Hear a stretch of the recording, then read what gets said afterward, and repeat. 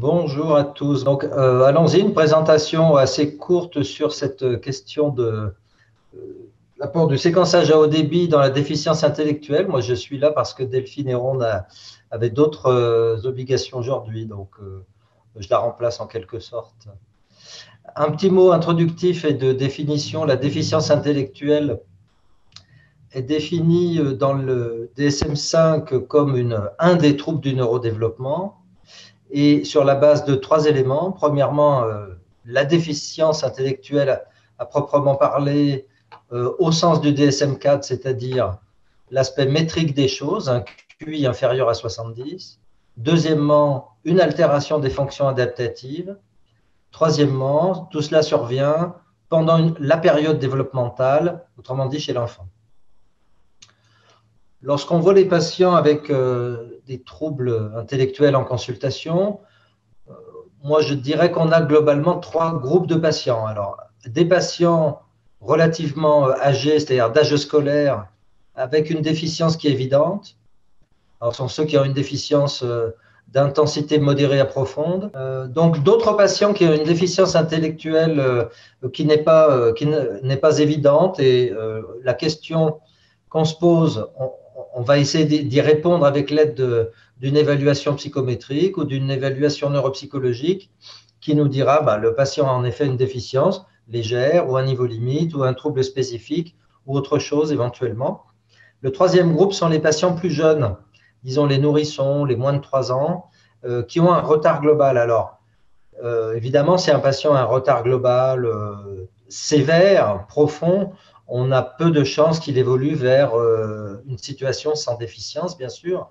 Mais dans les autres cas, on a toutes les trajectoires développementales possibles, des individus qui vont se développer avec une déficience finalement lorsqu'on pourra l'évaluer, puis d'autres qui n'auront pas de déficience ou d'autres types de troubles.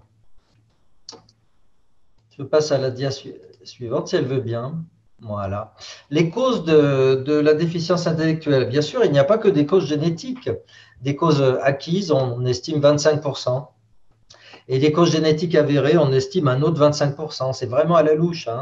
Maintenant, il y a quand même beaucoup de causes qui ne sont pas déterminées. Et pas déterminées, ça veut dire qu'il y a probablement de la génétique dessous, mais on ne sait pas encore aujourd'hui dire exactement quel est le pourcentage réel de causes génétiques de déficience intellectuelle. Maintenant, les causes génétiques, voilà, on les connaît, ça fait des années qu'on les décline. Les anomalies du nombre des chromosomes, du nombre des gènes, les causes monogéniques, ça tout le monde connaît par cœur. Passons maintenant à la façon dont, au fil des années, la capacité de faire le diagnostic a évolué. Alors, bien sûr, ça a été cette augmentation exponentielle du rendement diagnostique à partir de la mise en place de l'analyse chromosomique sur puce ADN, puis du séquençage d'exomes, ça fait, disons, une quinzaine d'années.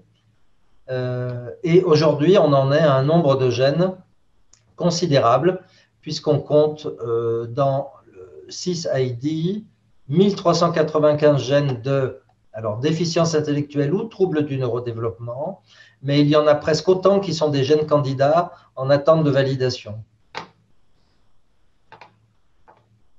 Donc, ce qui est phénoménal, c'est donc cette extrême hétérogénéité que l'on ne connaît probablement que dans la déficience intellectuelle.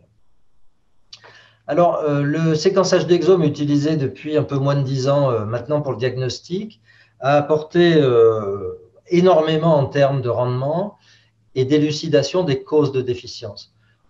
Je cite une revue de 2019, une méta-analyse de 2019, qui nous dit que dans 30 à 45% des cas, on fait un diagnostic du trouble du neurodéveloppement avec un séquençage d'exomes.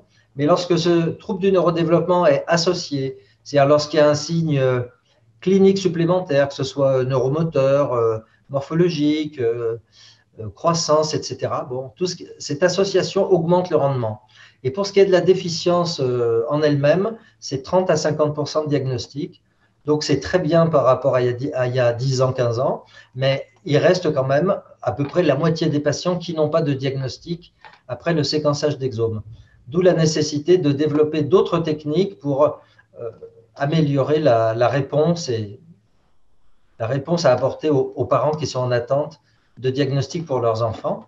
Et c'est le séquençage du génome qui permet aujourd'hui d'améliorer les choses. Je cite là ce papier de Guy Lyssen en 2014 qui nous montre une façon séquentielle d'explorer la déficience intellectuelle. On fait dans un premier temps un séquençage, une analyse chromosomique sur puce ADN, et puis chez les patients sans diagnostic, un séquençage d'exome, chez les patients sans diagnostic, un séquençage du génome. Et à chaque fois, on grignote une part du camembert du rendement diagnostique, ce qui fait qu'on se retrouve à la sortie avec 25% de patients sans diagnostic seulement. Alors, le rêve, je dirais, qui repose sur la pratique du séquençage du génome, c'est que le génome puisse nous révéler à la fois les variants en nombre de copies de gènes et en nucléotides, c'est-à-dire que cet examen puisse, d'une certaine manière, avoir le rendement de tous les autres et nous donner 75% des diagnostics à lui seul. Alors, c'est donc dans cet état d'esprit que la préindication déficience intellectuelle a été portée par à la fois déficience et handicap. La référente, c'est Delphine Héron que je remplace aujourd'hui.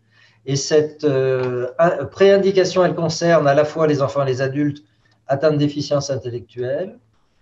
Les prescripteurs sont ou des généticiens ou un binôme de neuropédiatre et généticien.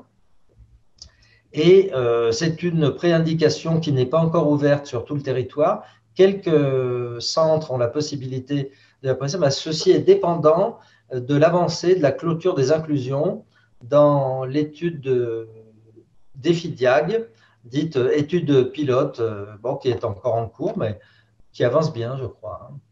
Alors, il y a quelques prérequis pour la prescription sur cette préindication.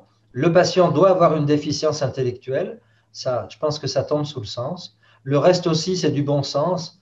C'est-à-dire que les patients sont examinés. Si on a un syndrome évident qu'on peut diagnostiquer soit sur une étude ciblée, un petit panel, etc. Pour l'instant, on estime que ce n'est pas passionnant d'aller faire un génome en première intention. Et on demande aussi que ces patients aient eu une analyse chromosomique sur puce ADN, un X fragile négatif. C'est une autre façon un petit peu de représenter les choses. Le patient est examiné, on a un phénotype qui évoque un diagnostic, on fait une analyse ciblée, ou alors on n'a pas d'idée, on fait l'ACPAL, le résultat est négatif, et là on en vient à l'usage de la plateforme Sequoia Oragen, et on rentre dans le processus de prescription qu'on connaît quand on prescrit sur ces plateformes, la consultation. On explique aux patients en quoi consiste l'examen, une RCP d'amont qui permet de valider la prescription, et puis le prélèvement, le séquençage, l'interprétation par le biologiste, le rendu par le clinicien.